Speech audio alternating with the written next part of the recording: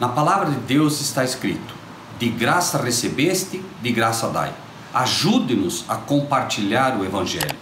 Dê o seu like, inscreva-se no nosso canal e ative o sininho. Obrigado. Mas há um Deus nos céus que revela os segredos. Ele revelou o que vai acontecer no fim dos dias.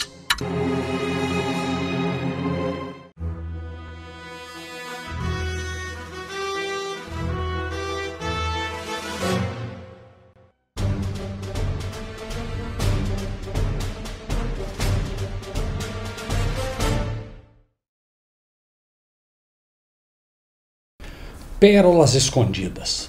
Jesus Cristo, divino humano. Antes de começar esse tema, eu gostaria de lhe pedir encarecidamente que você pegue a sua Bíblia, ou papel e caneta, se preferir, e anote os versículos e algumas palavras que serão aqui expostas. Mas, acima de tudo, seja um bom bereano. Ouça de bom grado, com muita atenção, para não tomar conclusões precipitadas.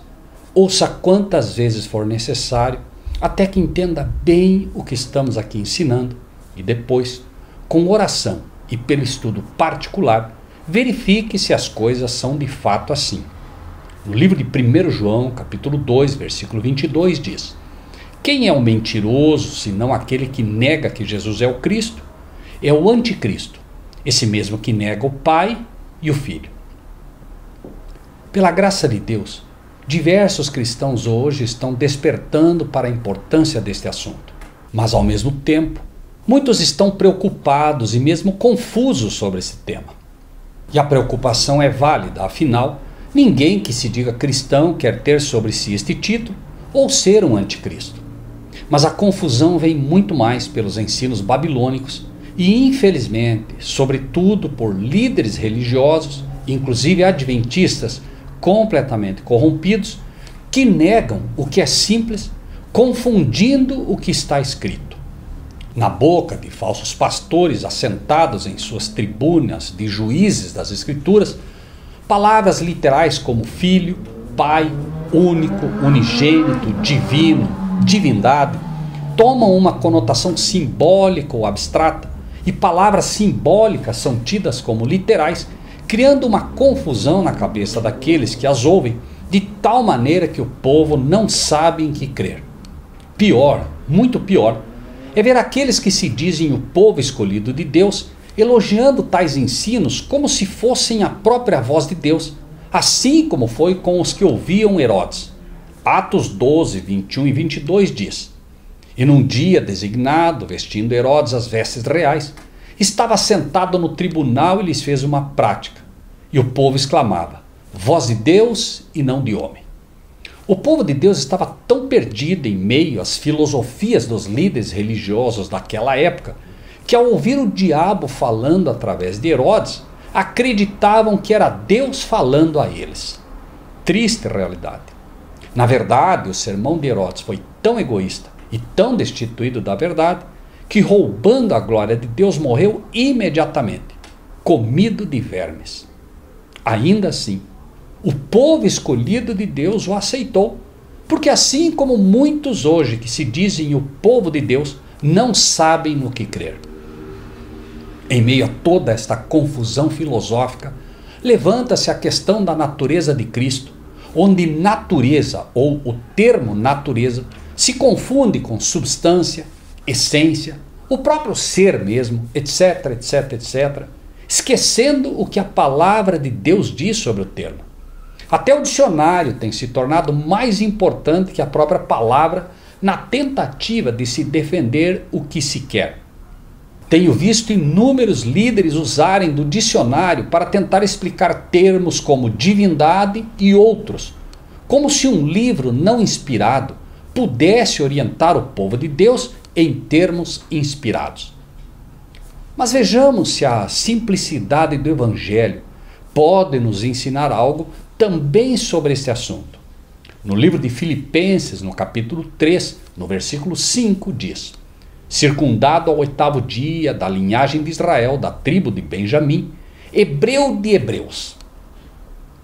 Paulo diz que é hebreu de hebreus, da linhagem de Israel, judeu, portanto. Ou seja, Paulo é um judeu ou hebreu por descendência, por procedência, por linhagem. Foi, portanto, gerado por um judeu, veio de um judeu. É por isso que a Bíblia cita a genealogia ou as gerações de um homem através de gerações quando quer apresentar sua procedência ou descendência. Tome nota principalmente destas palavras: procedência, descendência, gerado. Porém, Paulo era romano. No livro de Atos, no capítulo 22, 27 e 28, e vindo o tribuno, disse-lhe: dize-me, és tu romano? E ele disse: sim. E respondeu ao tribuno: eu com grande soma de dinheiro alcancei este direito de cidadão. Paulo disse: mas eu o sou de nascimento. Paulo então apresenta aqui o seu nascimento. Note, romano por nascimento, ou como diríamos hoje, natural de Roma. Se você pegar a sua identidade, você verá naturalidade. Ao lado, o nome da cidade em que você nasceu ou nacionalidade para o país ou nação a que você pertence. Mas Paulo, embora nascido em Roma, não deixou de ser judeu por origem, por procedência, por linhagem, por geração. Paulo então tinha uma natureza romana, pois era natural ou nascido em Roma. Mas tinha também uma natureza judia, pois descendia ou foi gerado por um judeu. No livro de Gálatas, no capítulo 4, versículo 4, diz: mas vindo a plenitude dos tempos, Deus enviou seu filho, nascido de mulher, nascido sob a lei. Vindo a plenitude do tempo, Deus enviou seu filho, nascido de mulher. Nascido de quem? De mulher. Esta mulher, Maria, era divina ou humana? Uma simples resposta a esta pergunta irá mudar sua visão sobre o cristianismo e sobre a religião. O mundo chamado religioso cristão hoje se divide primariamente nesta pergunta. Babilônia e Jerusalém espirituais se dividem aqui. Mas Maria é humana. E então, Cristo vem à Terra e nasce aqui, herdando de Maria a humanidade, sendo, portanto, um ser humano. Vejamos como isso aconteceu e o que podemos aprender deste fato. No livro de Lucas, no capítulo 1, versículos 31, 32 e 35, diz: e eis que em teu ventre conceberás e darás à luz um filho, e pôr-lhe-ás o nome de Jesus. Este será grande e será chamado Filho do Altíssimo, e o Senhor Deus lhe dará o trono de Davi, seu pai. Maria terá um filho, mas preste atenção nisso. O nome deste filho humano que ela terá será Jesus. E Jesus, o Filho do homem, ou o ser humano, será chamado Filho do Altíssimo. Veja, terá o nome de Jesus, pois você vai pôr o nome de Jesus nele, foi dito. Mas ele será chamado Filho do Altíssimo. Jesus então é nascido de mulher, é natural de uma mulher humana, e esta é a sua natureza. Natureza humana, pois procede de um humano, nasceu de um ser humano, mas será chamado ao mesmo tempo de Filho do Altíssimo ou Filho de Deus. Lucas 1,35. Pelo que também o santo que de ti há de nascer será chamado Filho de Deus. Por que, se é um ser humano como todos nós, será chamado Filho de Deus? João 1,49. Natanael respondeu e disse-lhe: Rabi, tu és o Filho de Deus, tu és o Rei de Israel. Foi o primeiro que reconheceu em Jesus o Cristo prometido. Simão Pedro respondendo disse: tu és o Cristo, o Filho do Deus vivo. E João 6,69 complementa: e nós temos crido e conhecido que tu és o Cristo, o Filho do Deus vivente. Por favor, atente para esse detalhe. Cristo, o Filho de Deus. O nome Cristo é o nome dado ao Filho de Deus, ou seja, este nome remete à divindade de Jesus. Quando falamos Cristo, estamos falando do Filho de Deus, do divino. Estamos falando da divindade de Jesus.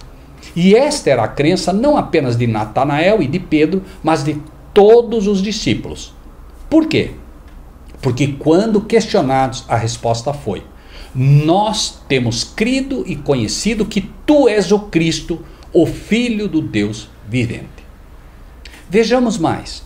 Lucas 22, 48. E Jesus lhe disse: Judas, com um beijo traz o Filho do Homem.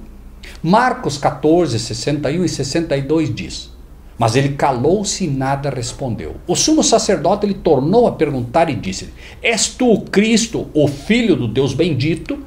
E Jesus disse-lhe: eu o sou. E vereis o Filho do Homem assentado à direita do poder de Deus e vindo sobre as nuvens do céu. Veja, por favor, novamente aqui a ligação. Cristo, ao ser indagado se era o Filho de Deus, diz: eu o sou. Mas ao mesmo tempo se autoproclama o Filho do Homem. Cristo, o Filho divino, e Jesus, o Filho humano. Quando a palavra de Deus apresenta a divindade do Filho de Deus, apresenta-o como Cristo. E quando apresenta a sua humanidade, apresenta-o como Jesus.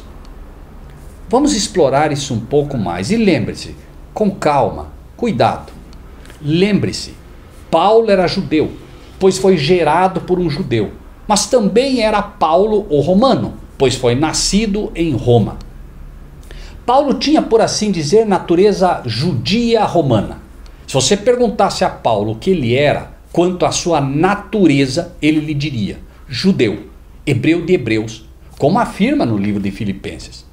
Mas se a sua pergunta quanto à natureza fosse onde nasceu ou de onde veio, sua resposta seria Roma. Gerado judeu, então, nascido romano. Jesus, então, também aqui na terra, nasce humano, nascido humano. Mas e quanto à sua verdadeira origem, ou seja, quanto a como ou onde foi gerado de fato? Muitas pessoas confundem o ser gerado com o ser concebido. Quando você faz isso, você tem dificuldades em entender também esses processos. Maria concebeu, ou seja, ficou grávida e deu à luz, que foi o nascimento de Jesus. Mas ela não gerou a Jesus, porque quem gera é sempre o Pai, segundo a Bíblia. Todas as gerações ou genealogias bíblicas partem do Pai, pois é o Pai quem possui a semente que irá germinar. Uma vez a semente depositada em solo fértil, num comparativo muito simples, ou dizer no útero, a mulher concebe para posteriormente dar à luz. Repetindo então, o Pai gera a semente, fecunda, Deus a faz fértil, assim como a chuva fecunda a terra. A mãe concebe, engravida e finalmente dá à luz, nascimento. Provérbios 8, 25 e 27. Antes que os montes se houvessem assentado, antes dos outeiros eu fui gerada. Ainda ele não tinha feito a terra, nem os campos, nem o princípio do pó do mundo. Quando ele estava preparando os céus, aí estava eu, quando traçava horizontes sobre a face do abismo. Veja, mais, João 16, 28. Saí do Pai e vim ao mundo. Outra vez deixo o mundo e vou para o Pai. João 8, 42. Disse-lhe, pois, Jesus: se Deus fosse o vosso Pai, certamente me amaríeis, pois que eu saí e vim de Deus. Não vim de mim mesmo, mas Ele me enviou. Note aqui, por favor, a importância da literalidade das palavras e como, quando você as aceita como tal, de forma simples, o assunto também se torna igualmente simples e claro. Saí do Pai, vim de Deus. Então, temos que, assim como Saulo, o carnal, sendo apenas carnal, vira Paulo, o espiritual, tendo a mente de Cristo, ou dizer, tendo uma mente regida pelo Espírito de Deus, e adotado na família divina do Pai, ou dizer, a família celestial, este mesmo Paulo, sendo judeu por natureza, gerado de um judeu, mas também romano por natureza, nascido, tendo então natureza judia romana, também Cristo, o Filho legítimo de Deus, sendo divino por natureza, tendo saído de Deus, tendo sido gerado por Deus, é também ao mesmo tempo Jesus, sendo humano por natureza, tendo nascido de Maria, um ser completamente humano. Enquanto os homens nascem da carne para se transformarem em pessoas espirituais, ou sendo, por assim dizer, outra pessoa ao se converterem, mas jamais perdendo sua origem e procedência humana, Cristo, de forma inversa, sendo puramente divino, transforma-se em, por assim dizer, outra pessoa para passar a ser um ser humano agora. Porém, jamais perderá sua procedência e origem celestial. Esta lição é também compreendida depois que Jesus ascende ao céu em relação ao Espírito Santo prometido e enviado como outro, mas que é o próprio Cristo, porém despido da personalidade humana e dela independente. Note, isto depois que ele ascende ao céu. João 14, 16 e 17 diz: Eu rogarei ao Pai, e ele vos dará outro Consolador, para que fique convosco para sempre. O Espírito de verdade que o mundo não pode receber, porque não o vê nem o conhece. Mas vós o conheceis, porque habita convosco e estará em vós. Atenção aqui.